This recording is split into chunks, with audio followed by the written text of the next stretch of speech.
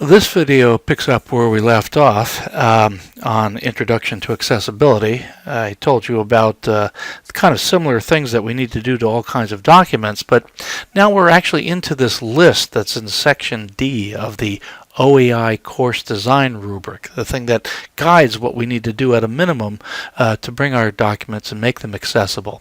So the first 10 items are pretty obvious things. I've already talked about heading styles, and you use the official tools in Word or Canvas to make something a heading 1 or heading 2, heading 3, and structure your document properly. I talked about lists, using ordered list or a numbered list or just bulleted list. When you have a list of things to show, use the official list tools.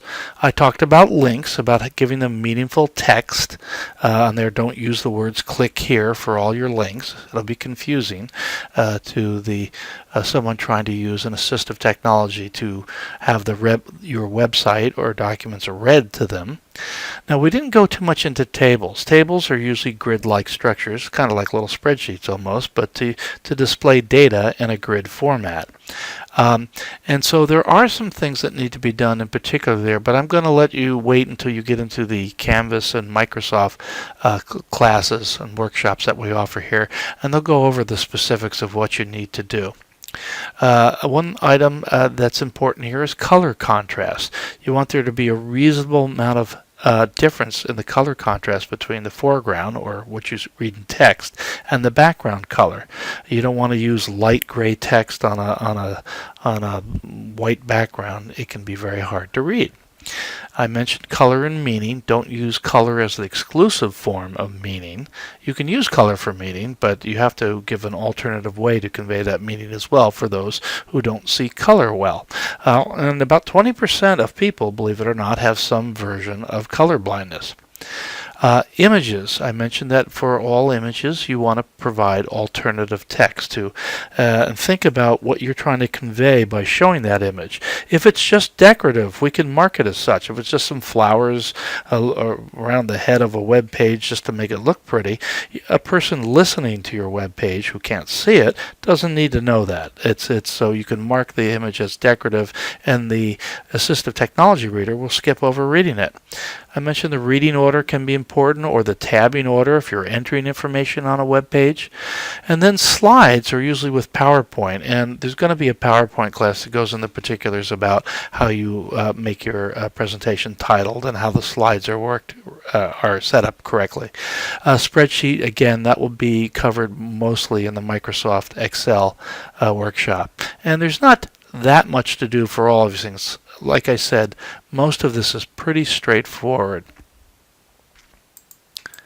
So item number 11 just basically says you should use an accessibility checker and see what it says.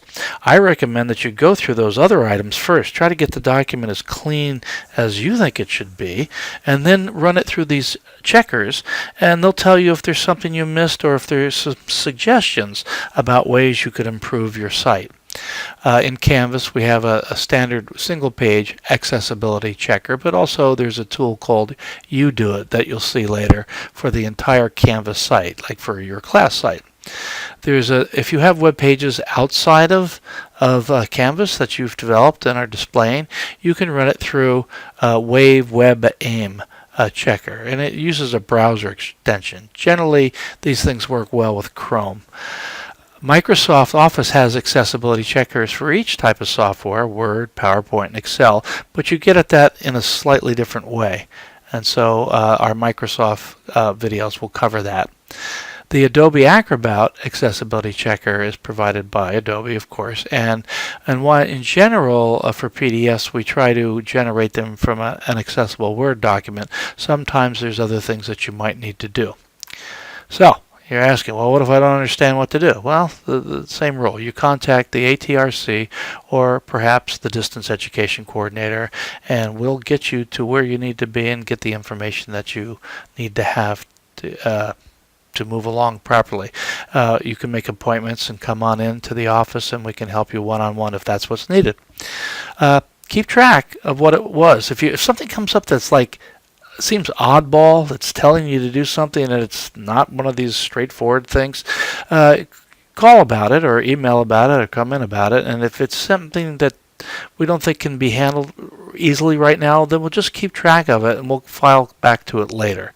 And we want to get through the low-hanging fruit first of these items, and then also we'll be learning in the fall and spring more about how to deal with external documents and documents that you get from another source, like like for our OER sources that we may get at other parts of the internet, we need to use, and so we need to make sure that those are accessible as well. And we'll talk more about that next semester.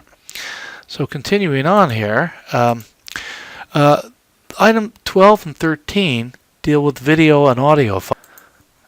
And so in the video presentation that'll come in later in this series, we talk about how you can get your videos captioned for free, and they generally need captions. They don't always need transcripts, but they generate caption files that you can use as a transcript. And there's ways to use those tools for your audio files as well, and just you need to provide some kind of transcript with them, and we'll show you how to do that. Nice thing is you can get other people to do most of the work for you for free, and so most of our training will be on how to do that. Although we will show you how to use YouTube captioning, which is pretty good. It does very automatic captioning, and then you can clean it up a little bit and get a faster turnaround. All right, continuing on. So these or almost last two items, these other later two items, items 14 and 16, basically say don't do that. Okay, so don't add blinking or flashing content, especially like including GIFs, the little animated GIFs. You really don't want to use them unless they're absolutely necessary. Okay, they can interfere with people who have certain visual disabilities. I make a little joke here that if the nuclear plant is releasing radiation, then go ahead, make red flashing text. But short of that, use very, very sparingly, preferably not at all. The other item on audio and video files is don't have them set up to autoplay.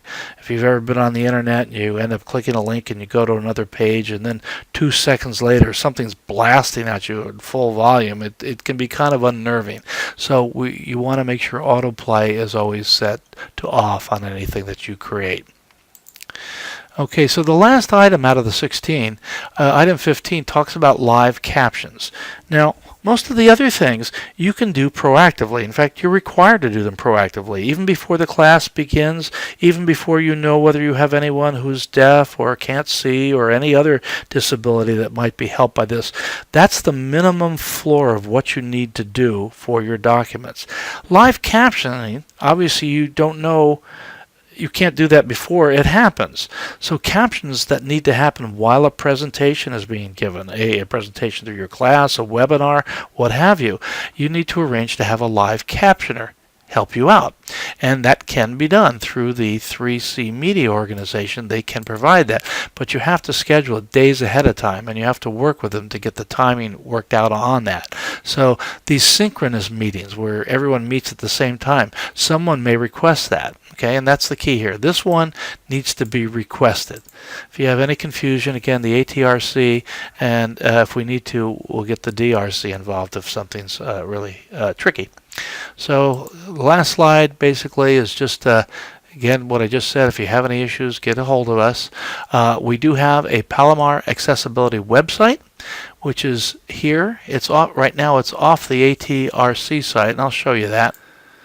So the Academic Technology Resources Centers is the website you need to go to. So ATRC or Academic Technology. You go down to where it says for faculty, and you scroll down there, and you'll see there's Accessibility Portal. Click on that, and there's a bunch of things that will be useful to you. Some information about workshops.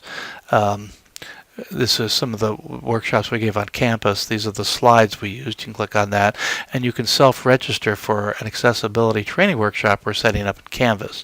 There's a fast-track training that isn't quite ready for prime time yet as the end of May and fall 2019, but we'll be working on that over the summer and adding more information.